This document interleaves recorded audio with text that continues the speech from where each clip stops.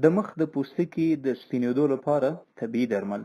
تاسو کولی شئ له دغه ماسک نه ګټه واخلئ ترڅو یو شفاف ځلا لرونکی او سپین مخ ولرئ.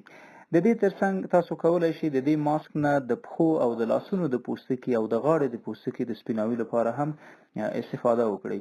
راځو کوم هغه مواد دي چې موږ ورته اړتیا لرو. لومړی شاید باور ونه کړئ چې دا د دغو موادو یو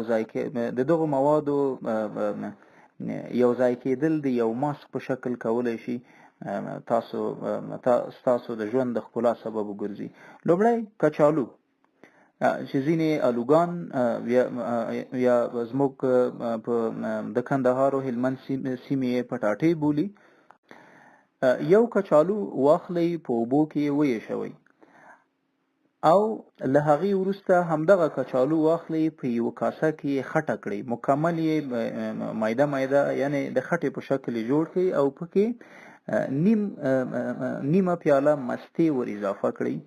د نوموړو موادو سره تاسو کولی شئ یوه یا دوه قاشوغې عسل یا شات هم اضافه کړئ او د دو ترڅنګ نیمه قاشوغه بیکینګ سوډا یا ځینې خلک یې سوډر بولي یا ځینې خلک بیکینګ سوډا ته پولي هم وایي. دا هغه مواد دي چې معمولا موږ د وړو د خمیرې لپاره هم استفاده کوو.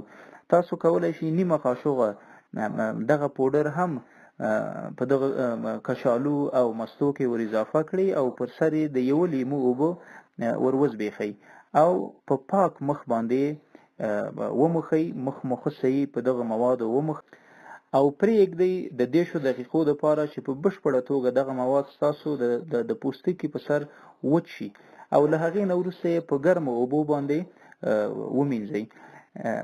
د دغه ماسک استفاده کول په ټوله معنی بې ضرره ده، یعنی هیڅ جانبي عوارض نه لري او کولی شي په لومړۍ ورځ یعنی د یوې په لومړۍ ورځ تاسو ته د دې پته ولګېږي چې مخ یا د بدن پوستکی مو د پخوا په نسبت سپین شوی ده.